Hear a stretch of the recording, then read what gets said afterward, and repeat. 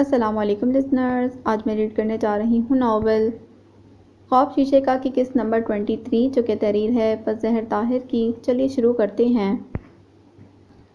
آپ مجھ سے وعدہ کر چکی ہیں کہ دوسرے پرپوزل پر بھی غور کریں گی۔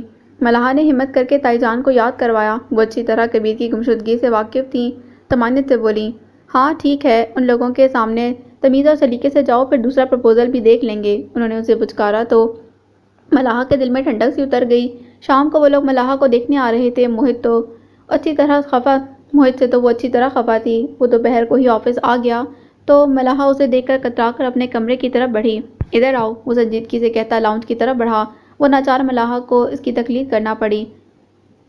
وہ خفا سی اس کے سامنے والے صوفے پر بیٹھ گئی۔ اس کا پھولا ہوا چہرہ دیکھ کر موہت بے ساختہ مسکرایا۔ تیاری ہو گئی ساری؟ ہاں ہو گئی، قربانی ہے نا آج میری؟ وہ جھنک کر بولی، اللہ نہ کرے، تم کیا سمجھتی ہو بھائی بہنوں کے لیے غلط سوچتے ہیں کیا؟ وہ سنجیدہ تھا۔ جب بھائیوں کو بہنوں کے دل کی خبر ہی نہ ہو تو وہ کیا صحیح کر سکتے ہیں بھلا؟ وہ بحث پر اتری، ہو سکتا ہے اس سے بھی زیادہ اچھا سوچا ہو۔ موہت ہلکے سے مسکرایا، آپ نے میرا ساتھ دینا تھا لیکن آپ بھی آغا جان بنتے جا رہے ہیں۔ وہ ناراض تھی۔ ہاں آغا جان، اللہ بچائے مجھے اس قدر سنگ دل بننے سے۔ وہ مضحکہ خیز انداز میں بولا، آپ ہی کو دیکھا ہے آپ نے، دل ٹوٹنے کا درد کیا ہوتا ہے، محبت سے بچھڑ جانا کس قدر قیامت خیز ہے، کوئی ان سے پوچھے جو بنا غلطی کی سزا بھگت رہی ہیں۔ ملحہ کو رونا آ گیا۔ کل مہر ماں کے ساتھ ماں کی بدسلوکی نے اس کو ہرٹ کیا تھا۔ موہت مضطربانہ اٹھ کھڑا ہوا، تمہارے ساتھ کچھ غلط نہیں ہوگا ملحہ، میرا یقین کرو۔ اگر تم اس پرپوزل سے مطمئن نہ ہوئی تو صاف انکار کر دینا۔ ملحہ نے ذرا سی پلکیں اٹھا کر اسے دیکھا اور بہت ہمت مجتمع کرتے بڑا سرسری لہجہ بنا کر پوچھ ہی لیا، کبیر کہاں گیا ہے؟ ڈونٹ نو، موہت نشانے اچکائے، میں نے آغا جان کے پاس اس کی زمینوں کے رہن رکھے کاغذات واپس کر دیے تھے، گھر بھی یہیں کہیں لے لیا ہے اس نے، ہو سکتا ہے اب اس کی بہنیں اس کی شادی کی تیاریاں کر رہی ہوں۔ وہ اپنی دھن میں مگن بتا رہا تھا۔ ملحہ کا دل مٹھی میں آ گیا۔ خیر اتنا احسان فراموش تو نہیں لگتا کہ اپنی شادی کی خبر بھی نہ دیتا آغا جان کو، ملحہ نے بدقت مسکرا کر کہا۔ تو وہ طنزیہ بولا، آغا جان نے کون سے پھول کھلا رکھے تھے اس کی زندگی میں؟ پھر قدرے توقف سے انکشاف کیا، اور تمہیں پتہ ہے ایک بار آغا جان کی اسٹڈی میں کوئی آدمی گھس گیا تھا لیکن اس نے کچھ رائے نہیں صرف تلاشی لی تھی۔ وہ رکا جیسے ملحہ کو یاد کرنے کا وقت دیا ہو۔ ہاں یاد ہے مجھے اچھی طرح، کسی کو بھی پتہ نہیں چلا اس آدمی کا۔ ملحہ نے ناسمجھی سے اس کی طرف دیکھا۔ اس بات کو یاد دلانے کا بھلا یہ کیا وقت تھا؟ مگر مجھے پتہ چل گیا تھا جب وہ میرے آفس میں گھسا تھا۔ موہت مسکرا دیا۔ ملحہ بے تحاشا چونکی، بے یقینی سے اسے دیکھا تو اس نے اس بات میں سر ہلایا اور ڈرامائی انداز میں بولا، دونوں مرتبہ وہ کبیر تھا ملحہ۔ جھوٹ؟ ملحہ جذباتی ہو کر اونچی آواز میں بولی، اسے کیا ضرورت تھی تلاشی لینے کی؟ وہ موہت کی الزام تراشی پر ناراض تھی۔ وہ یہی کاغذات ڈھونڈ رہا تھا، جس روز اپنی پراپرٹی کے پیپرز اسے ملتے وہ یہاں سے چلا جاتا۔ ملحہ اس انکشاف پر دم بخود رہ گئی تھی۔ وہ اطمینان سے گویا ہوا، اور میں نے اسے وہ پیپرز لوٹا دیے۔ آغا جان کے ظلم کا شکار کوئی بندہ تو سکون کی زندگی گزارے نا۔ ملحہ کی تو جیسے قوت گویائی ہی کھو گئی۔ چند لمحے اس کی طرف سے جواب کا انتظار کرنے کے بعد وہ اٹھ کھڑا ہوا۔ اوکے بیسٹ آف لک۔ وہ چلا گیا لیکن ملحہ کا دل پریشانی کے گہرے سمندر میں غوطہ زن تھا۔ وہ تائی جان کا سوٹ درزی سے لے کر نکلی تو شام ہونے والی تھی۔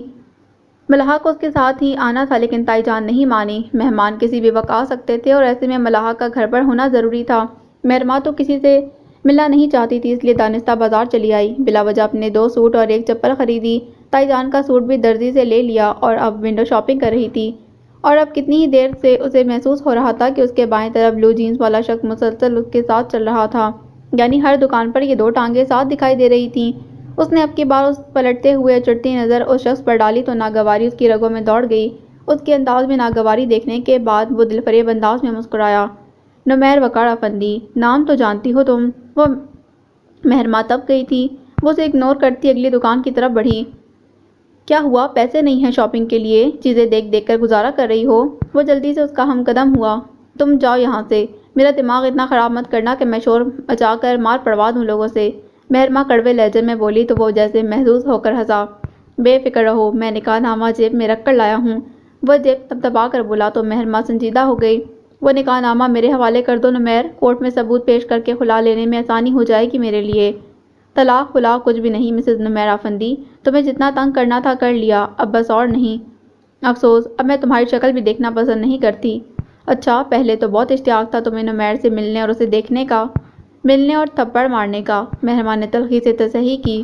تو اس روز ریسٹورنٹ میں ملی تھی نا، مار لیتی تھپڑ۔ اب یہاں بھیڑ میں تو اجازت نہیں دے سکتا۔ بھائی لوگوں کو تو یوں بھی موقع چاہیے ہوتا ہے اپنی ایفیشنسی دکھانے کا۔ وہ اس کے ساتھ چلتا اسی کے انداز میں دکانوں کے ڈسپلے میں رکھی چیزوں کو دیکھتا جواب دے رہا تھا۔ اب تو جاتے ہو یا اپنی مدد کے لیے کسی پولیس والے کو بلواؤں؟ وہ سختی سے بولی۔ شور ہوں میں تمہارا، وہ کہنے لگا تھا جب تپتی پیشانی کے ساتھ وہ اس کی بات کاٹ گئی۔ شٹ اپ، اس رشتے کا حوالہ دینے کے قابل نہیں ہو تم۔ وہ خفیف سا ہوا۔ تو بتاؤ کیا کروں؟ شام کو آغا جان کے سامنے پیش ہو کر باضابطہ رخصتی مانگ لوں تمہاری؟ وہ چیلنجنگ انداز میں بولا۔ کوئی تماشا مت لگانا نمیر، مجھے تم سے کوئی ہمدردی نہیں، مگر ایک انسانی جان کو جاتے نہیں دیکھ سکتی، وہ اسے ڈوٹو کہہ گئی تھی۔ نمیر بے ساختہ ہنسا۔ کیا انسان دوست طبیعت پائی ہے تم نے، واہ! وہ متاثر ہوا۔ مہرماں اسے نظر انداز کیے اب ادھر ادھر نظر دوڑاتی رکشہ ڈھونڈ رہی تھی۔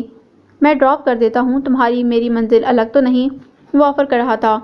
بھول ہے تمہاری نمیر افندی، تم میری منزل کا راستہ بھی نہیں ہو۔ اس کی آنکھیں نم ہونے لگی۔ پتہ نہیں یہ شخص اب اسے کیا چاہتا تھا۔ زندگی برباد کرنے کے بعد بھی سکون نہیں ملا تھا اسے۔ وہ رکشہ روکتے ہی اندر بیٹھ گئی۔ وہ جھک کر ڈرائیور کو کرایہ ادا کرتے گھر کا ایڈریس بتا رہا تھا۔ رکشہ چلا تو اس نے ایک اچٹتی مگر گہری نگاہ مہرماں پر ڈالی۔ اس نے چہرہ نقاب میں کر رکھا تھا۔ لہجہ بھر کو نمیر افندی کے نگاہ سے ٹکرائی اور رکشہ تیزی سے آگے بڑھ گیا۔ نمیر نے دھواں اڑاتے رکشے کو کچھ دیر دیکھا، پھر وہ پینٹ کی جیبوں میں ہاتھ پھنسائے فٹ پاتھ پر سر جھکائے چلنے لگا۔ اس کے ہونٹوں پر پھیکی سی مسکراہٹ تھی اور ذہن الجھن زدہ۔ ملاحہ کو پورا یقین تھا کہ آنے والے ضروری نہیں گھر والوں کو پسند آ جائیں، مگر جب وہ لوگ آئے تو جہاں تائی جان انگشتے بدندہ ہوئی، وہیں سارا چچی کے سینے پر سانپ لوٹ گئے۔ مہرماں تنے ہوئے تاثرات لیے شنیل کے فیروزی اور میرون پرنٹڈ سوٹ میں ملبوس خوبصورت مگر بہت زرد سی لگ رہی تھی۔ اس کی ناراضی کے لیے اتنا ہی کافی تھا کہ یہ رشتہ ملاحہ کی مرضی کے خلاف آیا تھا اور موہت افندی کے طوع سے آیا تھا۔ ملاحہ کمرے سے نکلنے کو تیار نہ تھی اور لوگوں کی گاڑی آ کر پورچ میں رکی اور لڑکے کی بہنیں اور دو ملازمائیں اتریں۔ ملازماؤں کے ہاتھوں میں خوبصورت ریشمی کپڑوں سے ڈھکے شگن کے تھال تھے۔ ناراض ہونے کے باوجود باقی سب کی طرح مہرو بھی ان کے ادب آداب سے بہت متاثر ہوئی۔ مہمانوں کو ڈائننگ روم میں بٹھایا گیا۔ تائی جان ان سے تحائف کے تکلف کی بات کر رہی تھیں جب مہرماں ملاحہ کو لے کر اندر داخل ہوئی۔ یہ تو صرف شگن ہے اور ہمارے گھرانے کی روایت آنٹی، ورنہ ہماری ہونے والی بھابھی تو سونے میں تولنے کے قابل ہیں، ماشاءاللہ۔ ملاحہ کی جھکی پلکوں کو دیکھتے ہوئے چھوٹی بہن بہت محبت سے بولی اور ملازماؤں کو اشارہ کیا۔ دونوں تھالوں پر سے کپڑے سرکے تو سارا چچی کا رنگ آنکھوں میں آ گیا۔ سارا چچی کا دم آنکھوں میں آ گیا۔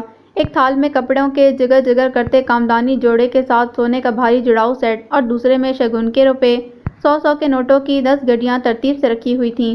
لاکھ روپیہ ہاتھ پر دھرنے چلی آئی تھیں وہ ملاحہ کے۔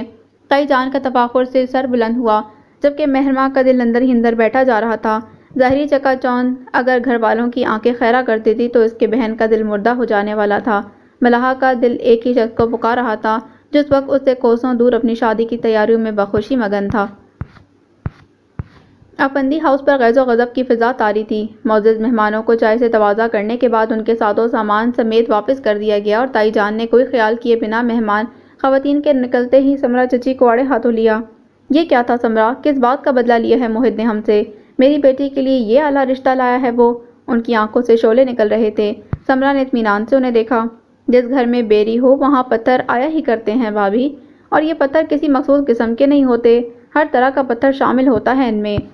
پر یہ بھی تو دیکھو سمرا کہ ہمارے ہی گھر کے ڈرائیور کا رشتہ ہماری ہی بچی کے لیے لایا ہے وہ۔ سارا چچی کے پیٹ میں ہنسی کے مارے بل پڑ رہے تھے، مگر بظاہر بہت درد مندی سے کہا، تو ڈرائیور کون سا انسان نہیں ہوتے، اور کبیر کون سا آپ لوگوں کا زر خرید تھا؟ سمرا نے انہیں نکاح غلط انداز سے دیکھا۔ جس شان سے کبیر کی بہنیں ملاحہ کا ہاتھ مانگنے آئی تھیں، ویسے تو ہماری کسی بھی بچی کی قسمت نہیں کھلی۔ صاف لگ رہا ہے کہ کبیر الحمدللہ بہت اچھے حالوں میں ہے۔ تمہارا بیٹا جو مل چکا ہے اس کے ساتھ حالات تو اچھے ہی ہونے تھے۔ کروڑوں کی جائیداد کے کاغذات باسی روٹیاں سمجھ کر اس کے ہاتھ میں پکڑا دیے۔ اس کی ہمت تو بڑھنا ہی تھی نا۔ تمہاری کوئی بیٹی ہوتی تو میں دیکھتی کیسے ان چوڑے چماروں کے رشتے اکٹھے کرتی تم۔ تائی جان کا چہرہ خطرناک حد تک لال ہو رہا تھا۔ ان کی نظروں کے سامنے تو ملاحہ کا چہرہ ہی نہ ہٹتا تھا۔ ہماری ہونے والی بھابھی تو اس قابل ہیں کہ یہ سب چیزیں ان پر وار دی جائیں۔ ملاحہ جو مہرماں کے ساتھ آتے ہوئے بس مرنے والی کیفیت میں تھی، یہ آواز سن کر بے تحاشا چونکی اور نگاہ اٹھا کر لڑکے کی بہن کو دیکھا تو اعصاب کو شدید قسم کا جھٹکا لگا۔ ہماری بہت سی زمینیں ہیں آنٹی، بہت پیارا بھائی گھر ہے، اور ابھی پچھلے ماہ ہی یہاں شہر میں نیا گھر لیا ہے، وہ مسکرا کر کہہ رہی تھی۔ ملاحہ کا ذہن لمحے بھر کو بلینک ہو گیا۔ بھائی اپنی بہنوں کے لیے اچھے فیصلے کیا کرتے ہیں۔ اسے موہت کی بات یاد آئی تو بنا شعوری کوشش کے اس کی آنکھیں نم ہونے لگیں۔ باقی باتیں چائے کے بعد، آئیں آپ لوگ۔ سمرا نے باتوں کا سلسلہ روک دیا اور چائے کے ساتھ دیگر ریفریشمنٹ سے پوری میز بھری ہوئی تھی، اور ملاحہ، اس کا تو دل چاہتا تھا کہ پتنگ بن کر ہوا میں اڑنا شروع کر دے۔ پھر چائے کے دوران اس نے کبیر کی بہنوں کو آگے بڑھ بڑھ کر بہت محبت سے ایک ایک چیز پلیٹ میں ڈال کر دی اور بصد اصرار کھلائی۔ اس نے جہاں تائی جان کو حیران کیا وہاں ان کا دل مطمئن بھی ہوا کہ ملاحہ رشتے والیوں کی چکا چوند سے متاثر ہو گئی تھی۔ اب ان کے تو فرشتوں کو بھی آنے والی قیامت کے بارے میں علم نہیں تھا کہ گزشتہ 3 دنوں سے ملاحہ بی بی کے زرد پڑتے رخسار گال یکا یک دہک کیسے اٹھے تھے۔ مہرماں خود ملاحہ کو دیکھ کر حیران بھی ہوئی اور خوش بھی کہ ذرا دیر کے لیے ہی صحیح مگر کم از کم افسردگی کے لبادے سے تو نکلی۔ نام کیا ہے آپ کے بھائی کا؟ کیا کام کرتا ہے؟ تائی جان نے خوش دلی سے بالآخر وہ سوال پوچھ لیا جس سے آنے والیاں ابھی تک جان بوجھ کر شاید پیچھے رکھے ہوئے تھیں۔ لمحہ بھر کو ڈرائنگ روم میں خاموشی پھیل گئی۔ مہرماں نے چونک کر ان کی طرف دیکھا۔ آپ اسے ہم سے بھی زیادہ اچھی طرح جانتی ہیں آنٹی۔ کبیر خان نام ہے ہمارے بھائی کا، اور اللہ نے اتنا نواز رکھا ہے کہ فی الحال تو کچھ بھی کرنے کی ضرورت نہیں انہیں۔ مسکراتے ہوئے پراعتماد لہجے میں بولی۔ لو جی، ایک چھت تو کیا، پورا افندی ہاؤس۔ تائی جان، مہرماں اور سائرہ چچی پر گویا آن گرا تھا۔ مہرماں نے بے یقینی سے ملاحہ کی طرف دیکھا تو اسے تمتماتے چہرے کے ساتھ مسکراہٹ دباتے دیکھ کر گہرا سانس بھر کر رہ گئی۔ تو ملاحہ کے دل کی خوشی کا نام کبیر خان تھا، اور یہ بات موہت کو پتہ تھی۔ کبیر، وہ جو ڈرائیور تھا ہمارا؟ تائی جان کا چہرہ تاریک پڑا، مگر وہ خود کو بدقت جھٹکے سے سنبھال کر بولی تو لہجہ آپوں آپ تصدیق آمیز ہو گیا، مگر کبیر کی بہنوں کے چہرے پھیکے نہیں پڑے۔ جی آنٹی، لیکن الحمدللہ اسے کسی ایسی نوکری کی ضرورت نہیں رہی۔ وہ مسکرا کر اعتماد سے بولی۔ لیکن دل کے تنگ لوگوں کے دماغ اور سوچیں بھی اتنی ہی تنگ ہوا کرتی ہیں۔ تائی جان نے انہیں سخت سنائی اور ان پر اپنی جاہ و حشمت اور خاندانی حسب نسب کے ساتھ ساتھ کبیر اور اس کے خاندان کی بدحالی کو ان پر اچھی طرح واضح کیا۔ شرم آنی چاہیے تم لوگوں کو، محض ایڑیاں اٹھا لینے سے ہاتھ بڑھا کر چاند کو نہیں چھو لیا جاتا، اس کے لیے قد کا ہونا ضروری ہے۔ مہمانوں کو ان کے تحائف سمیت واپسی کا راستہ دکھا کر اب تائی جان فی الحال سمرا چچی کی گوشمالی کر رہی تھیں۔ اس کے بعد آغا جان یقیناً موہت کی کھال کھینچنے والے تھے، جو گھر سے تبھی سے غائب تھا جب مہمان بس آنے ہی والے تھے، اور اس کی وجہ اب سب کو سمجھ آ گئی تھی۔ امی، اب اپنا وعدہ پورا کریں، آپ کا کہا ہوا پروپوزل منظور کر رہی ہوں میں، ملاحہ نے ہمت کر کے کہا تو تائی جان کا دل چاہا اس کے منہ پر تھپڑ دے مارے۔ بکواس بند کرو ملاحہ، اس موہت کے بچے کی تو آج آغا جان کھال اتاریں گے۔ مجھے تو یہی سمجھ نہیں آ رہی کہ اس نے ڈرامہ کیا کھیلا ہے ہمارے ساتھ، اور یہ کبیر اس قدر خبیث اور بددیانت نکلے گا میں نے سوچا بھی نہیں تھا۔ غضب خدا کا، گھر کی عزت پر نظر رکھی ہوئی تھی اس نے، اور اس کا ہاتھ نہ جانے دولت کے کس کنویں پر پڑ گیا ہے۔ ہمیں متاثر کرنے کی کوشش کر رہا ہے۔ وہ تلملا کر بے حال ہو رہی تھی۔ کبھی موہت پر غصہ آتا تو کبھی کبیر پر۔ پہلے وہ غریب تھا تو اس کے ڈرائیور ہونے پر اعتراض تھا آپ کو، اب اگر ہماری حیثیت کے اس نے رشتہ مانگ ہی لیا ہے تب بھی آپ کو اعتراض ہے؟ ملاحہ کی آنکھیں نم ہو گئیں۔ مجھے کیا پتا تھا وہ ذلیل انسان ایک کمی کا رشتہ لے کر آئے گا ہمارے لیے، اور تم بھی ملاحہ کچھ تو دیکھ کر گرتی، انہوں نے غم و غصے سے کہا۔ لیکن آپ نے کہا تھا کہ بکواس کی تھی میں نے، ہر حال میں انکار ہی کرنا ہے میں نے، سنا تم نے؟ وہ چلا اٹھی۔ لیکن یہ رشتہ تو موہت بھائی کی طرف سے آیا ہے امی، میری تو اس میں کوئی انوالومنٹ نہیں۔ منہ بند رکھو اپنا، ایک بار اسے ہمارے ہاتھ تو لگ جانے دو، پھر حشر دیکھنا اس ذلیل انسان کا۔ ساری عمر ہمارے ٹکڑوں پر پل کر 4 کاغذات ہاتھ میں آ گئے زمینوں کے، ہمارے ہی گھر کا داماد بننے کا خواب دیکھنے لگا ہے وہ نامراد۔ وہ حقارت سے بولی۔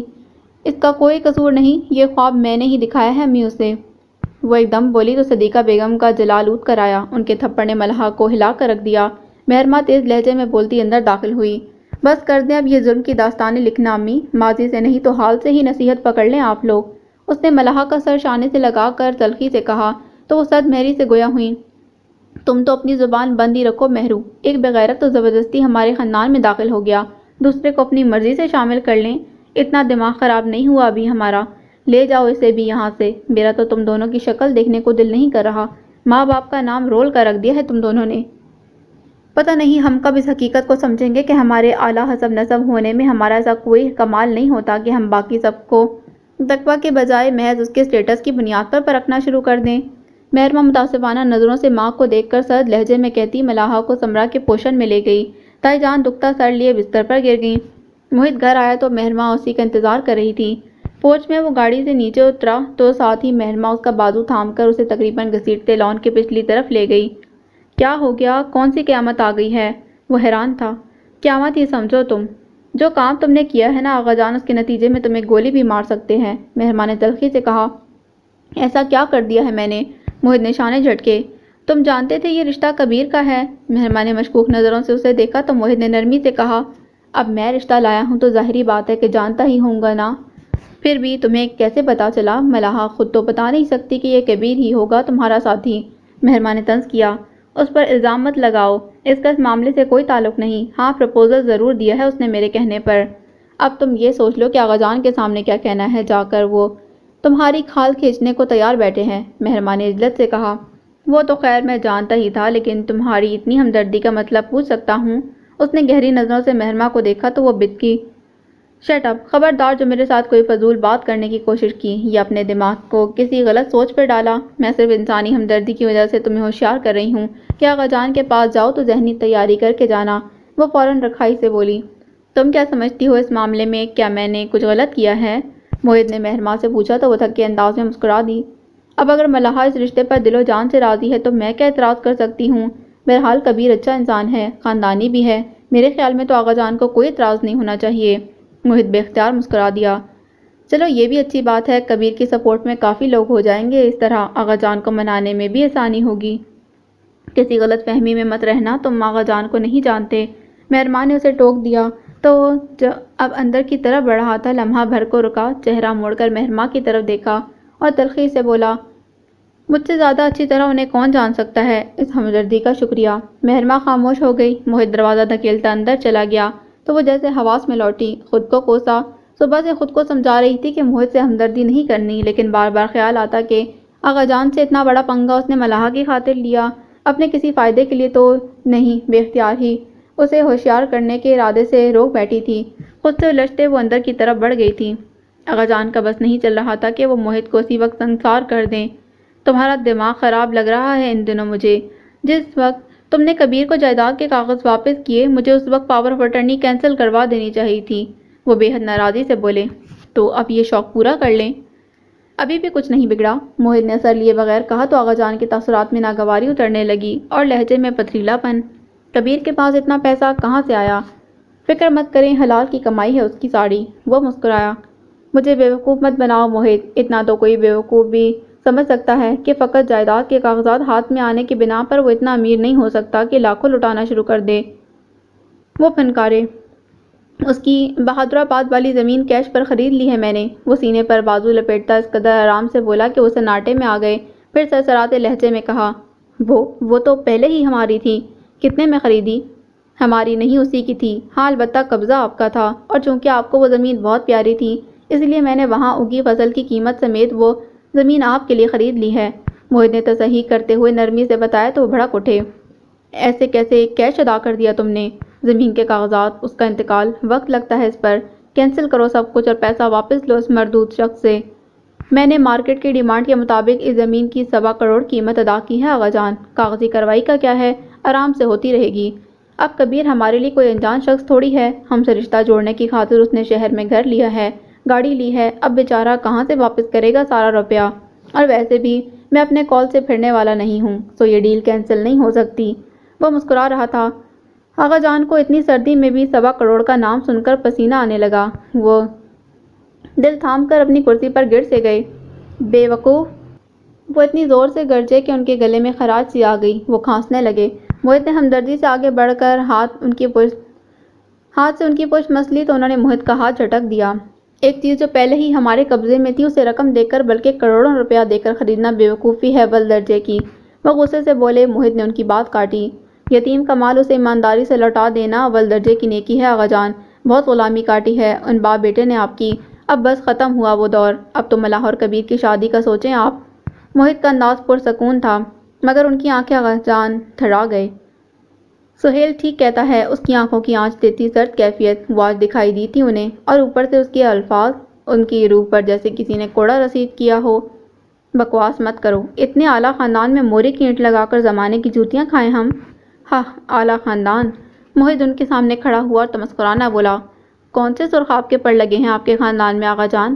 آپ، میں، کبیر، ہم سب انسان ہی تو ہیں، ایک جیسے، چوٹ لگے تو ایک سا خون۔ ہمارے دین میں رنگ و نسل اور خاندان کے بجائے صرف متقی اور پرہیزگار انسان کی برتری ثابت ہے۔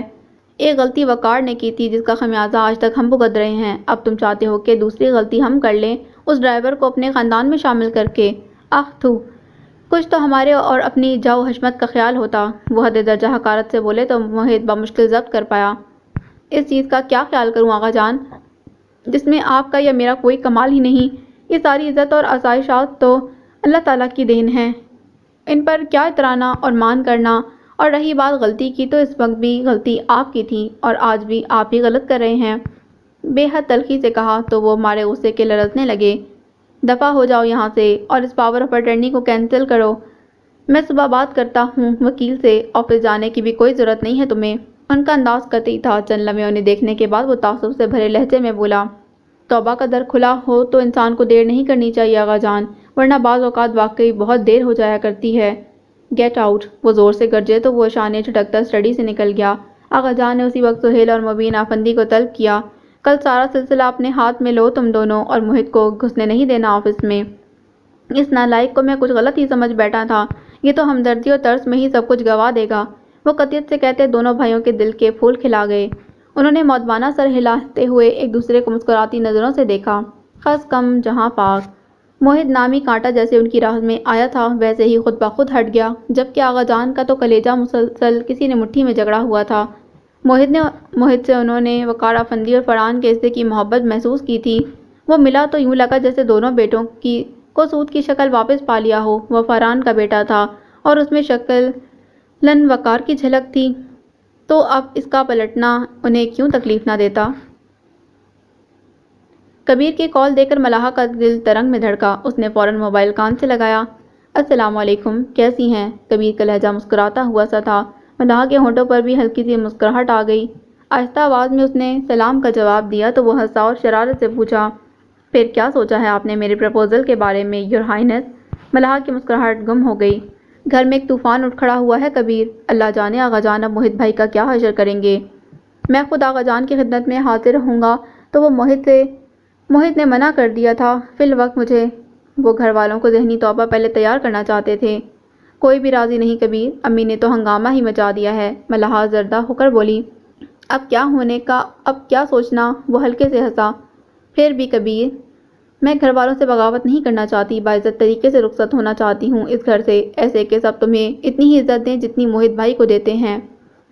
وہ جیسے کسی سوچ سے چونکا، پھر آزردگی سے بولا، عزت اور ذلت تو اللہ کے ہاتھ میں ہے ملاحہ، موہت تو محض میرا ساتھ دینے پر ہی لپیٹ میں آ گیا ہے۔ آفندیز بہت کم ہی کسی پر مہربان ہوتے ہیں۔ اتنے سنجیدہ ماحول میں بھی اس کی بات سن کر ملاحہ کے دل میں گدگدی سی ہوئی۔ تم تو پھر بہت خوش قسمت ہوئے خان۔ کبیر کا موڈ بھی ایک دم سے بدلا، بھرپور کہکا اس کے لبوں سے آزاد ہوا۔ ملاحہ جھیپ گئی، میں دوسرے معنوں میں کہہ رہی تھی، موہت بھائی کی سپورٹ حاصل ہے تمہیں؟ وہ تو ہے، مگر ملاحہ آفندی کی نظر کرم اس سپورٹ پر بھاری ہے۔ وہ مدھم لہجے میں بولتا ملاحہ کی دھڑکنیں منتشر کر گیا۔ تم نے اتنے پیسے خرچ کر دیے، بس کپڑے اور پھول ہی کافی تھے میرے لیے۔ اس نے فوراً بات بدلی، وہ ہمارے گھرانے کی روایت ہے ملاحہ، دنیا دکھاوا نہیں تھا، اور روایت نہ بھی ہوتی تو ملاحہ آفندی پر تو سب نثار۔ ملاحہ کی آنکھ کا کونا بھیگنے لگا۔ یہ شخص نہ ملتا تو ملاحہ آفندی کے دل کا بہت بڑا نقصان ہونے والا تھا۔ خوش ہو؟ وہ پوچھ رہا تھا۔ ملاحہ نے چنگلی سے آنکھ کا کونا صاف کیا۔ بہت، مگر خوفزدہ بھی کبیر، نہ جانے کیا فیصلہ ہو۔ اللہ بہتر ہی کرے گا انشاءاللہ۔ فکر مت کرنا ملاحہ، میں نے یہ پرپوزل تمہاری زندگی کو مشکل بنانے کے لیے نہیں بلکہ اس میں خوشیاں بھرنے کے لیے بھیجا ہے، تو باقی کی فکریں کبیر خان کے لیے رہنے دو، تم صرف اچھے اچھے خواب دیکھو۔ وہ مسکراتے ہوئے پراعتماد لہجے میں کہہ رہا تھا۔ ملاحہ کا دل ٹھہرنے لگا۔ تم ہو کہاں اس وقت؟ گھر میں ہی ہوں، اب جاب تو تمہاری مہربانی سے ختم ہو گئی۔ فکر مت کرو، ساری زندگی ڈرائیور ہی بنا کر رکھوں گی۔ ملاحہ نے اسے چھیڑا تو مسکراتے لہجے میں برجستہ بولا، عموماً اچھے شوہر ہی اپنی بیوی کے شوفر ہوا کرتے ہیں، آپ کے لیے یہ بھی منظور ہے؟ ملاحہ کانوں کی لو تک سرخ پڑ گئی۔ اس کی محجوب سی خاموشی پر وہ ہلکے سے ہنس دیا تھا۔ اگلے 2-4 روز میں دونوں بھائیوں نے سارے انتظامات اپنے ہاتھ میں لے لیے تھے۔ مبین آفندی کمپیوٹر آپریٹر کے سر پر کھڑے اکاؤنٹ چیک کر رہے تھے۔ آغا جان کے وکیل نے موہت کے نام کی گئی پاور آف اٹرنی کینسل کروا دی تھی۔ اتنی بڑی بڑی رقم؟ مبین افندی اکاؤنٹس کی پوزیشن دیکھ کر ششدر رہ گئے۔ یہ سب وقتاً فوقتاً موہت صاحب نکلواتے رہے ہیں سر، اکاؤنٹ مینیجر نے دبے لفظوں میں کہا، مگر ان کی نظر مانیٹر اسکرین پر تھی۔ یہ 1.25 کروڑ تو زمین کی خریداری کے لیے نکلوایا ہے، لیکن یہ جو پچھلے 6 ماہ کے دوران بڑی رقم نکلوائی گئی ہیں، ان کا مطلب سمجھ نہیں آ رہا سہیل۔ ہر ماہ تو مال کی پیمنٹ نہیں کی جاتی، وصولی اور ادائیگی کا سرکل تو پورا سال چلتا رہتا ہے۔ وہ متفکر سے کہہ رہے تھے۔ جی ہاں، اور پچھلے ماہ قریشی والوں نے مال کی جو ڈاؤن پیمنٹ کی تھی، اس کا 10 لاکھ بھی نظر نہیں آ رہا۔ ان کا حلق تک کڑوا ہو رہا تھا۔ ان سب کی پوری زندگی کی محنت کی کمائی آغا جان کے اندھے اعتماد میں ڈوب گئی تھی۔ موہت کا کوئی سیکنڈ اکاؤنٹ ہوگا ضرور، اتنا پیسہ وہ خرچ کہاں کرے گا؟ وہ تیقن سے بولے۔ مبین صاحب نے سوالیہ نظروں سے مینیجر کی طرف دیکھا تو وہ گڑبڑا کر نظریں جھکا گیا۔ تم بتاؤ وسیم، اس بارے میں کوئی انفارمیشن؟ ڈونٹ نو سر۔ ہاں، یہ بات بہت عجیب ہے کہ موہت صاحب کی بینک سے کیش نکلوانے خود جاتے تھے، اور اپنا اے ٹی ایم کارڈ یا سائن شدہ چیک وغیرہ آج تک انہوں نے کسی ورکر کے حوالے نہیں کیا، جبکہ اکاؤنٹس کے شعبہ میں باس کا کارڈ لامحالہ یوز کرنا ہی پڑ جاتا ہے، اکثر جیسے آپ لوگوں کا۔ وہ سوچ کر بولا تو سہیل افندی نے چونک کر بھائی کی طرف دیکھا۔ وہ بھی گہری سوچ میں گم تھے۔ اب بھی وہ مکمل معاملات تو سمجھے نہیں تھے، لیکن جو نظر آ رہا تھا وہ پریشان کن تھا۔ یہ سب ڈیٹیلز آغا جان کو فوری بتانی ہوں گی تاکہ وہ موہت سے سارا حساب طلب کریں۔ موہت صاحب آفس میں ہیں سر، آپ چاہیں تو ابھی پوچھ لیں، مینیجر نے مؤدبانہ کہا تو وہ پورے کا پورا ان کی طرف گھوم گئے۔ وہ آفس آ رہا ہے؟ ان کے انداز میں اس قدر بے یقینی تھی کہ مینیجر گڑبڑا گیا۔ جی سر، انہوں نے کوئی چھٹی نہیں کی ابھی تک۔ الو کا پٹھا، اس کو تو میں پوچھتا ہوں ابھی جا کر۔ اول جملہ زیر لب بول کر وہ اونچی آواز میں کہتے دروازے کی طرف بڑھے۔ پچھلے 3-4 روز میں وہ تحقیقات میں ایسے مگن تھے کہ سوچا ہی نہیں کہ موہت کے آفس میں موجودگی یا غیر موجودگی کا پتہ کرتے۔ سہیل افندی مینیجر اور کمپیوٹر آپریٹر کے ساتھ مل کر باقی کا ڈیٹا چیک کرنے لگے۔ مبین افندی تیش میں بھرے موہت کے آفس پہنچے تو یہ پہلی بار تھا کہ وہ نوک کیے بنا ہی دروازہ دھکیل کر اندر داخل ہوئے۔ موہت نے لیپ ٹاپ کی اسکرین پر سے چونک کر نظر ہٹائی اور انہیں دیکھا، جن کے چہرے پر غم اور غصے کی کیفیت صاف ظاہر تھی۔ میز کے اس پار کھڑے وہ پسلیوں پر ہاتھ جمائے کڑے انداز میں اسے دیکھ رہے تھے۔ وہ دوبارہ اسکرین کی طرف متوجہ ہوتے ہوئے اونچے مگر سرد لہجے میں بولا، کسی کے روم میں نوک کر کے جانا آپ کی دینی اور گھریلو تربیت کو ظاہر کرتا ہے بائی دا وے۔ مبین افندی کے پیشانی تپی۔ انہوں نے جھک کر اس کی میز پر دونوں ہاتھ جمائے اور تلخی بھرے انداز میں بولے، اور تم نے بہت اچھی طرح اپنی تربیت شو کی ہے۔ کوئی کام تھا آپ کو؟ میں کچھ بزی ہوں اس وقت، وہ رکھائی سے 2 ٹوک بولا تو وہ تلملا اٹھے۔ تم شاید بھول گئے ہو کہ آغا جان تمہیں فارغ کر چکے ہیں۔ پوچھ سکتا ہوں کہ کس سلسلے میں بزی ہو؟ تلخی سے پوچھا تو لیپ ٹاپ بند کرتے اس نے آرام سے چیئر سے ٹیک لگا لی اور انگشتے شہادت سے سامنے دیوار پر لگی وقار افندی اور فرحان افندی کی تصویر کی طرف اشارہ کرتے اطمینان سے بولا، اپنے باپ کے آفس میں بیٹھا ہوں، کوئی مجھ سے یہ سوال پوچھنے کا حق نہیں رکھتا۔ کہاں کیا ہے تم نے اکاؤنٹس کا پیسہ؟ وہ اسے پورے نہیں آ سکتے تھے تو سیدھے سے باؤ پوچھا تو وہ ہمیں اچکا کر جیسے حیران ہوا۔ آپ اس بارے میں مجھ سے کچھ انویسٹیگیشن نہیں کر سکتے کیونکہ تب پاور آف اٹرنی میرے پاس تھی، میں اپنے فیصلوں میں آزاد تھا تایا جان، وہ پرسکون انداز میں انہیں دیکھ کر کہا۔ لبوں پر ہلکی سی مسکراہٹ مبین افندی کا دل چلا رہی تھی۔ وہ میز چھوڑ کر گہری سانس بھرتے سیدھے ہوئے اور اسے دھمکایا، اب تو آغا جان تم سے اچھی طرح پوچھیں گے کہ تم نے ان کی بزنس اکاؤنٹس کہاں جھاڑے ہیں۔ اوکے، اور کچھ؟ وہ یوں کرسی چلا رہا تھا جیسے وہ دنیا کا مطمئن ترین کام کر رہا ہو، بات کرنے کا انداز ایسا کہ مبین صاحب کو انسلٹ محسوس ہوئی۔ اس بھول میں مت رہنا موہت افندی کہ آغا جان تمہاری ان دھوکہ دہیوں کے بعد بھی تمہیں تمہارے اکلوتا پوتا ہونے کے لاڈ اٹھائیں گے، بلکہ ہو سکتا ہے تمہیں جیل کی ہوا کھانی پڑے۔ وہ دانت کچکچا کر بولے، انفارم کرنے کا شکریہ، دروازہ آہستہ بند کر کے جائیے گا۔ وہ نرمی سے بولا تو دل ہی دل میں اسے ناقابل اشاد گالیوں سے نوازا۔ وہ کھا جانے والی نظروں سے دیکھتے آفس سے نکلے تو دروازہ زور سے دے مارا۔ دونوں باپ بیٹی ماشاءاللہ ایک جیسے ہیں۔ موہت بڑبڑا کر رہ گیا۔ کچھ دیر پہلے کی بے فکری کے برعکس اس کی پیشانی پر سوچ کی لکیریں پھیلی ہوئی تھیں۔ آغا جان کی ٹیبل پر ساری تفصیل پہنچی تو وہ دنگ رہ گئے۔ اتنا پیسہ کیسے نکلوا سکتا ہے؟ اور سب کچھ اسی کا تو ہے، اسے ایسی بےمانی کرنے کی کیا ضرورت تھی مبین؟ کیونکہ وہ جانتا ہے آغا جان ہمارے ذاتی اکاؤنٹس الگ صحیح، لیکن بزنس اور بزنس اکاؤنٹ پر ہمارا بھی حق ہے، تبھی تو پاور آف اٹرنی ہاتھ آتے ہی اس نے آہستہ آہستہ اکاؤنٹس خالی کرنے شروع کر دیے۔ بار بار تو یہ موقع نہ ملتا اسے ایسے ہاتھ مارنے کا۔ سہیل تلخی سے بولے، اگر تو ایسا ہی ہے تو میں اسے معاف نہیں کروں گا سہیل، اس نے پیار دیکھا ہے ابھی میرا۔ ان کی آنکھوں میں سرخی اترنے لگی۔ آپ اسے بلائیں ابھی، دودھ کا دودھ اور پانی کا پانی ہو جائے گا۔ مبین افندی تو ویسے ہی چلے بیٹھے تھے۔ ابھی نہیں مبین، وہ تھکے ہوئے انداز میں ٹوک گئے، ابھی اس دل کو ذرا سنبھل لینے دو، مجھے تو یقین نہیں آ رہا کہ موہت ایسی حرکتیں کر سکتا ہے، اور یہ بھی سمجھ نہیں آ رہی کہ کیوں کر رہا ہے۔ وہ ہمارا کبھی بنا ہی نہیں تھا آغا جان، مجھے پورا یقین ہے کہ وہ کسی منصوبے کے تحت یہاں آیا ہے، اس نے ماضی کی تلخیوں کو نکالا ہی نہیں اپنے اندر سے، اس لیے ہمیں نقصان پہنچا رہا ہے۔ سہیل تند لہجے میں بولے تو آغا جان نے ہاتھ اٹھا کر انہیں مزید کچھ کہنے سے روک کر جانے کا اشارہ کیا۔ بس اسی نرمی کا فائدہ تو وہ اٹھا رہا ہے۔ تمام عمر آغا جان کے دل سے پوتے کی خواہش نہ گئی تو اب اسے سزا بھی دیں تو کیسے؟ ان کے کمرے سے نکل کر سہیل افندی برہمی سے بڑے بھائی سے مخاطب ہوئے تھے۔ وہ آغا جان کی نرمی دیکھ کر غم اور غصے کے حصار میں تھے، لیکن ہم اسے کبھی معاف نہیں کریں گے۔ مبین صاحب کی تلخی بڑھتی جا رہی تھی۔ تم اپنا سامان اٹھاؤ اور اپنے کمرے میں واپس آؤ مہرو۔ تائی جان نے مہرمہ کو رات کے کھانے کے بعد بطور خاص امرا چچی کے سامنے حکم دیا۔ موہت جانے کہاں تھا؟ شاید وہ شعوری طور پر آغا جان کے سامنے آنے سے کترا رہا تھا، یا شاید اسے کسی کی بھی پرواہ نہیں رہی تھی۔ آغا جان کے اٹھتے ہی مہرمہ کو آرڈر ہوا تو اس کی پلیٹیں اکٹھی کرتے ہاتھ تھمے سمرا نے چونک کر صدیقہ بیگم کی شکل دیکھی جہاں تنے ہوئے تاثرات کی اجارہ داری تھی۔ وہ کیوں؟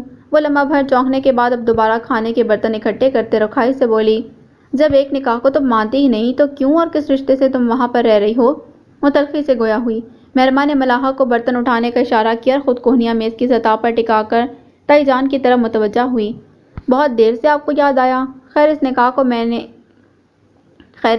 کو میں اس لیے نہیں مانتی امی کیونکہ جس طرح صحیح مگر میں نمیر کے نکاح میں ہوں اور میں موہت کے ساتھ نہیں بلکہ نمیر کی ماں کے پاس رہ رہی ہوں، تو میرا نہیں خیال کہ کسی کو اس بات پر اعتراض ہونا چاہیے۔ سب کو جیسے سانپ سونگھ گیا۔ پھر دفتن تائی جان حواس میں آ کر اڑائیں، بکواس مت کرو مہرو، یہ آغا جان کا حکم ہے، سمجھی تم؟ خبردار کوئی اول فول بکی ہو تو۔ امی یہ نکاح جن بھی حالات میں ہوا ہو مگر جب تک قائم ہے اس کی پاسداری مجھ پر فرض ہے، زرنگار آنٹی کی ذمہ داری ہے مجھ پر، جب تک وہ یہاں اس گھر میں ہیں، اگر میں انہیں یہاں اپنے ساتھ لا سکتی ہوں تو کہیے میں آج ہی آ جاتی ہوں۔ تائی جان کی آنکھیں پھٹنے کو آ گئیں، ان کی لاڈلی اور باغی ترین اولاد کیا فلسفہ بگا رہی تھی۔ سمرا کی آنکھیں نم ہو گئیں۔ بعض لوگوں کے ساتھ زمانہ بہت برا سلوک کرتا ہے مگر وہ اپنی اچھی روش نہیں چھوڑتے۔ تمہاری جرأت کیسے ہوئی اس قدر فضول بات کرنے کی؟ تم اس ننگے انسانیت کے ساتھ زندگی گزار دو گی، وہ جس نے تمہاری زندگی برباد کرنے میں کوئی کسر نہیں آباد بھی کسی نے نہیں کی امی۔ اگر اس نے دھوکے سے زبردستی نکاح کیا تھا تو آپ لوگوں نے نکاح پر نکاح کر کے اسے بھی بڑا گناہ کر دیا، میرے بارے میں تو کبھی کسی نے نہیں سوچا۔ وہ تلخی سے بولی تو ان کا دماغ گھوم گیا۔ تو تم اب اس کے ساتھ رخصت ہونے کا سوچ رہی ہو؟ کاٹ کر دریا میں پھینک دیں گے تمہیں مہرو، مگر یہ بات کبھی مت سوچنا۔ میں نے ایسا کچھ نہیں سوچا، لیکن میں زرنگار آنٹی کو اکیلا نہیں چھوڑ سکتی جب تک وہ انہیں یہاں سے لے کر نہیں جاتا، اور آپ بے فکر رہیں، طلاق دے دے گا وہ مجھے اگر اس کو اس کے باپ کی جائیداد دے دی جائے۔ وہ تحمل سے ان کی بات برداشت کرتے بولی۔ تائی جان کا بس نہ چل رہا تھا، ادھر ہی سینہ پیٹ ڈالتی اپنا۔ جائیداد؟ کون سا باپ؟ کیسی جائیداد؟ اللہ جانے کس کا خون ہے اس کی رگوں میں، ایسے ہی کوئی منہ اٹھا کر۔ بس امی بس، مہرو خود پر قابو کھو کر زور سے بولی اور پاس پڑے گلاس کو ہاتھ مارا تو چاروں گلاس اڑتے ہوئے زمین پر گرتے ہی کرچیوں میں تبدیل ہو گئے۔ تائی جان نے شردر نگاہوں سے پہلے گلاسوں کی کرچیوں اور پھر مہرمہ کے غصے سے تپتے چہرے کو دیکھا۔ وہ وقار چچا کا بیٹا ہے اور ان کا خون، کوئی مانے یا نہ مانے لیکن میں مانتی ہوں اس حقیقت کو۔ ہاں تو تم وہاں تھی نا ڈیلیوری کے وقت؟ سارا چچی نے تمسخر اڑایا۔ آپ بھی نہیں تھی چچی جان، اس نے تیز لہجے میں ان کی بات کاٹ کر کہا اور اٹھ کھڑی ہوئی۔ پاک باز عورتوں پر تہمت لگانا شرعی گناہ ہے اور اس کی سخت وعید ہے، یہ بات یاد رکھیے گا آپ لوگ۔ تمہاری یہ ساری بکواس میں آغا جان کو بتاتی ہوں، جا کر وہی تمہیں سیدھا کریں گے۔ تائی جان بے بس ہو کر اتنا ہی کہہ پائیں۔ مہرمہ ان کی بات نظر انداز کرتی اٹھ کر چلی گئی۔ ملحہ فرش صاف کر کے سیدھی اس کے کمرے میں آئی تو بے یقینی سے پوچھا، آپی کیا واقعی تم واپس نہیں آؤ گی؟ وہ گھٹنوں کے گرد بازو لپیٹے بستر پر بیٹھی تھی۔ آزردہ سی ہو کر اس نے تھوڑی گھٹنے پر رکھ لی اور آنکھیں موند کر تھکے ہوئے انداز میں بولی، نہیں ملاحہ، مجھے تو یوں لگتا ہے جیسے ان حالات میں کہیں کھو گئی ہوں، مجھے نہیں پتا کہ میں اپنا آپ کہاں سے واپس لاؤں۔ ایسی باتیں مت کرو آپی، موہت بھائی بہت اچھے ہیں، تم نمیر سے طلاق لے لو اور دوبارہ موہت بھائی سے شادی کر لو، ملاحہ نے جذباتی ہو کر کہا تو مہرمہ نے اسے ناگواری سے دیکھا۔ موہت میں کون سے ہیرے جڑے ہیں جو میں ایک کنویں سے نکل کر دوسری کھائی میں چھلانگ لگا دوں؟ ایسے تو نہ کہو آپی، موہت بھائی نے تمہارے ساتھ آج تک کچھ برا نہیں کیا، بلکہ تمہارے لیے تو وہ اچھا ہی سوچتے ہیں۔ یہ تو تم امی اور ابو سے پوچھو ذرا کہ اب وہ موہت کے بارے میں کیا سوچتے ہیں۔ ساری جائیداد پر قبضہ کر لیا ہے اس نے۔ اب تو آغا جان کا پوتے والا شوق پورا ہو گیا ہے نا، ناک تک آ گئے ہیں وہ۔ مہرماں نے تیکھے انداز میں کہا۔ ملاحہ کی بات اور موہت کی اس طرح سائیڈ لینا اسے پسند نہیں آیا تھا۔ یہ اچھی بات ہے، اپنی مرضی سے سب کچھ دیا تو ٹھیک، اور اگر کچھ فیصلے انہوں نے اپنی مرضی سے کر لیے تو اس پر سب چراغ پا رہے ہیں۔ ویسے بھی تو آغا جان موہت بھائی کو ساری جائیداد کا وارث بنانے پر تلے ہوئے تھے، تو اس میں ایسی کیا عجیب بات ہو گئی اگر کچھ انہوں نے اپنی مرضی سے خرید لیا تو؟ مجھے نہیں پتا ملی، جا کر یہ سب باتیں اپنے لاڈلے بھائی سے پوچھو۔ میں کون سا اس کی لیگل ایڈوائزر ہوں اور وہ کون سا ہر کام میرے مشورے سے کرتا ہے؟ مہرماں نے اکتا کر کہا۔ لیکن وہ اچھے ہیں آپ ہی آغا جان، پھر کسی ایسے ویسے کو اٹھا کر لے آئیں گے تمہارے لیے۔ ملاحہ نے اپنی بات پر زور دے کر کہا۔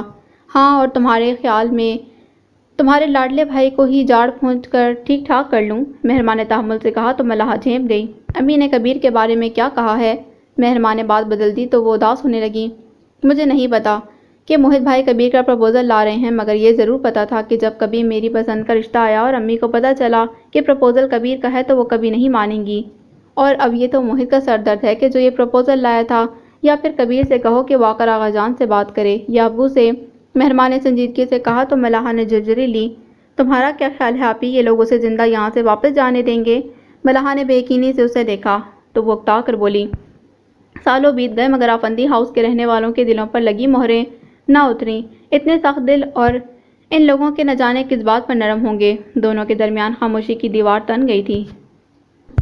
تزین اور طلال کے آپسی تعلقات بہتر ہو چکے تھے، اس لیے گھر میں امن اور شانتی کا دورہ تھا۔ اب تزین گھر کے کاموں میں بھی مارے باندھے حصہ لے لیا کرتی تھی، جبکہ طلال کے ساتھ طنزیہ گفتگو کرنا کم کر دی تھی، جس کی وجہ سے گھر کا ماحول پرسکون تھا۔ ابھی Saira what's app video call کے ذریعے اسے گھر کی تمام رپورٹس دے رہی تھیں۔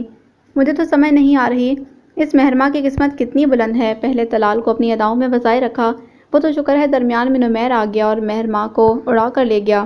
تزین لیٹ کر آرام سے کہہ رہی تھی۔ طلال ابھی تک گھر نہیں آیا تھا تو وہ آزادی سے بات چیت کر رہی تھی۔ کاش اچھی قسمت ہے اس کی، عین شادی کے دنوں میں وہ خبیث آدمی اسے اغوا کر کر لے گیا، نکاح بھی پڑھوا لیا مہرماں کے ساتھ۔ طلال تو اس کی زندگی سے نکلا ہی تھا، جو زمانے بھر میں تھو تو ہوئی وہ الگ۔ وہ تو آغا جان نے اس بدنامی پر پردہ ڈالنے کے لیے مہرماں کا نکاح موہت سے کروا دیا، ورنہ طلال تو شاید ساری عمر مہرماں کے انتظار میں بیٹھا رہتا۔ اسی لیے کہتے ہیں کہ جو کچھ ہوتا ہے بہتری کے لیے ہوتا ہے، اور موہت کون سا گیا گزرا ہے، اس مہرماں کے تو ویسے ہی مزاج نہیں ملتے۔ وہ تو اس نکاح کو مانتی ہی نہیں، خوب تماشا لگایا ہے دونوں بہنوں نے گھر میں۔ وہ تو اللہ کا شکر ہے کہ میں نے طلال کو یہی بتایا کہ مہرماں نے موہت کی خاطر اسے ٹھکرا دیا ہے، ورنہ تو وہ ابھی تک رانجھا بنا پھرتا مہرو کے پیچھے۔ تزین کڑوے لہجے میں بولی تو دروازے کی چوکھٹ پر کب سے ساکت کھڑا طلال زرد چہرہ لیے الٹے قدموں واپس لوٹ گیا تھا۔ سائرہ چچی اب بیٹی کو گھر کے موجودہ حالات بتا رہی تھیں، جن میں کبیر کی بدلتی حالت اور ملاحہ کے لیے آنے والا اس کا پرپوزل تھا۔ وہ حیران ہو کر سن رہی تھی۔ تم ٹیرس پر آ سکتی ہو مہرماں نے اس کی کال اٹینڈ کی تو وہ مدھم لہجے میں بولا۔ مہرماں کو جھٹکا لگا۔ تم اس وقت چھت پر ہو؟ ہاں، تم سے بات کرنی ہے۔ شٹ اپ، آغا جان کو پتا چلا تو گولی مار دیں گے ہم دونوں کو۔ تمہاری تو خیر ہے لیکن میں کم از کم بے گناہ مرنے کا شوق نہیں رکھتی۔ اس نے کمبل کو مزید اپنے گرد لپیٹا۔ گولی سے تو نہیں لیکن سردی سے ٹھٹر کر ضرور گزر جاؤں گا میں۔ اب کی بار وہ گویا کپکپا کر بولا۔ تمہیں ضرورت کیا پڑی تھی یوں جان پر کھیلنے کی؟ نفرت ہے مجھے تم سے، اور تم مجھے گھر کی چھت پر آدھی رات کو ملنے کے لیے بلا رہے ہو؟ ناراضی سے کہتے وہ کمبل ہٹا کر اٹھی، پاؤں چپلوں میں پھنسائے اور شال لپیٹ لی۔ تم ہو کس غلط فہمی میں موہت؟ دھوکے سے ہماری ساری پراپرٹی ہڑپ کر گئے ہو اور پھر سوچ رہے ہو کہ میں ابھی بھی تمہاری بات سنوں؟ موہت موبائل کان سے لگائے خفگی سے کہتی وہ ایک نظر سوئی ہوئی زرنگار پر ڈال کر کمرے سے باہر نکل آئی۔ آدھی سیڑھیوں تک آتے اسے احساس ہوا کہ گرم بستر سے نکل کر محض ایک شال لپیٹ کر چلے آنا ایک بہت بڑی بے وقوفی تھی، وہ بھی موہت جیسے دھوکے باز بندے کی خاطر۔ لیکن اس نے ملاحہ کے لیے بہت اچھا فیصلہ کیا ہے، تو ذرا سی بات سن لینے میں کیا حرج ہے؟ کھا تو نہیں جائے گا؟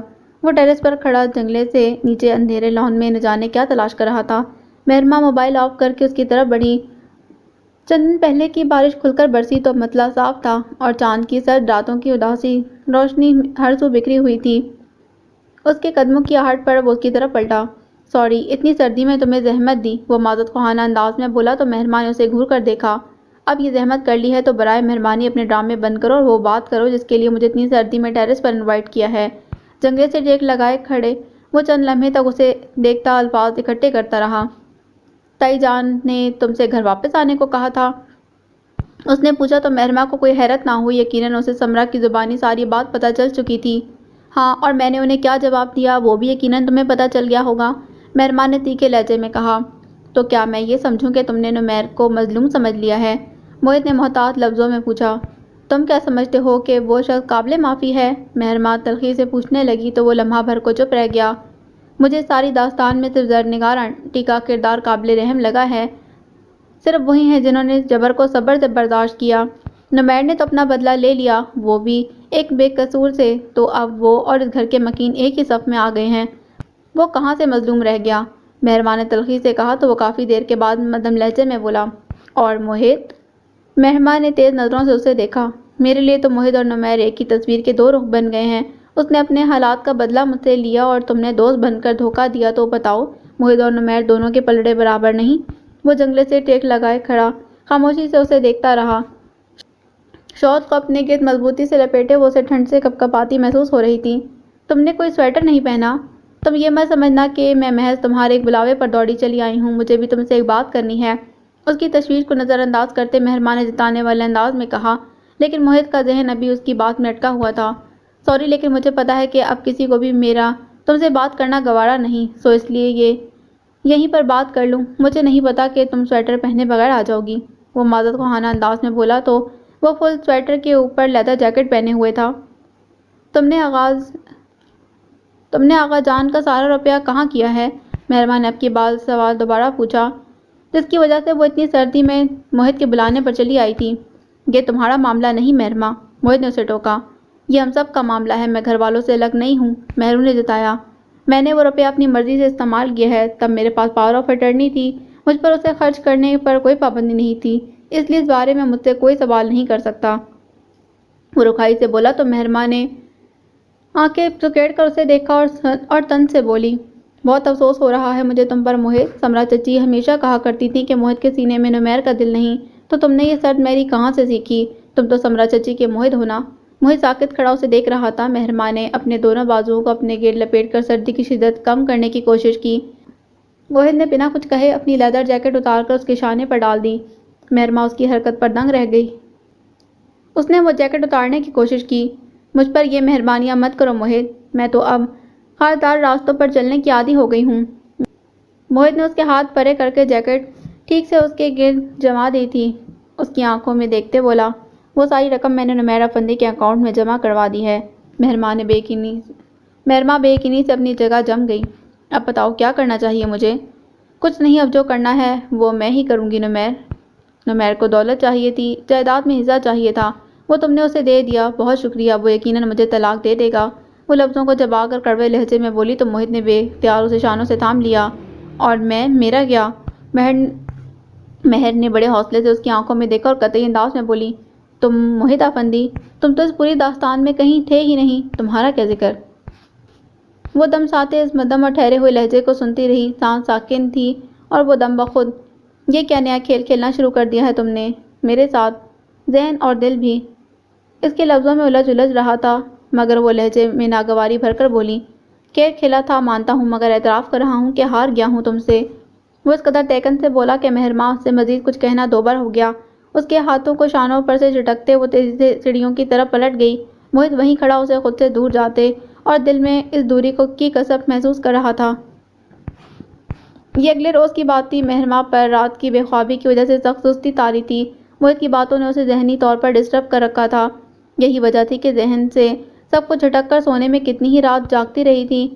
کسی اجنبی نمبر کی کال آئی تو ٹاول سے چہرہ پوچھتی۔ مہرما نے پہلے اگنور کیا، مگر جب مسلسل رنگ ہوتی رہی تو اس نے کال اٹینڈ کر لی۔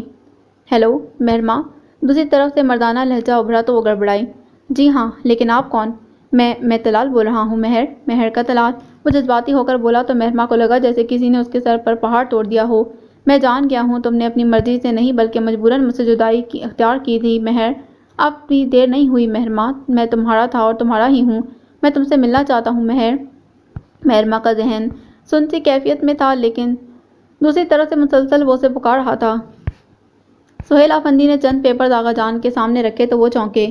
یہ کیا ہے؟ اینک ٹھیک سے جما کر انہوں نے کاغذ اٹھا کر نظر کے سامنے کیے۔ یہ ثبوت ہے اس دغا بازی کا جو آپ کے لاڈلے پوتے نے آپ کے ساتھ کی ہے آغا جان۔ اس نے سارا روپیہ آپ کے اکاؤنٹ سے نکلوا کر وقار کے بیٹے نمیر کے اکاؤنٹ میں ٹرانسفر کر دیا ہے۔ وہ بیچے لہجے میں بولے تو آقا جان دنگ رہ گئے۔ درد کی ایک شدید لہر ان کے بائیں پہلو سے اٹھی اور سینے کو ایسا جکڑ لیا کہ اس سے سانس لینا دھوبڑ ہو گیا۔ سہیل افندی جو یہ قیامت خیز انکشاف کرتے بھول گئے تھے کہ آقا جان دل کے مریض ہیں اور شاید اب کی بار اٹیک انہیں آتا تو ان کی زندگی کا آخری اٹیک ہوتا۔ آکسیجن کی کمی کی وجہ سے سیان کا سیاہ پڑتا چہرہ دیکھ کر بے اختیار بھاگ کر اسٹڈی کا دروازہ کھول کر سب کو آوازیں دینے لگے۔